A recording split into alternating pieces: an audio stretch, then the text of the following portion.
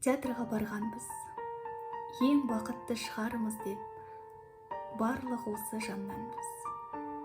Көз алдыңда кіріп келді бір кездегі арман қыз. Жиып қойып маңайды, көз астымен сен де оған қарайсың, ол да саған қарайды. Қасындағы ер жігіт аяды, мені қойшы жарайды, менікі жай бақылап, қайран жүрек қайдағысы еске түсіп жатырақ. Тағы өтірік құшақтайсың, бәрін сезем, ақымақ. Ең қиыны жыламау, бірін-бірі ұмытпаған екеуге шыдау әрі шыдамау. Шын ғашықтар қосылмайды, қойылымның түрі анау. Көз алдымда сурет пе, әлде мәңгі жазылмайтын сезім деген қу дерт па?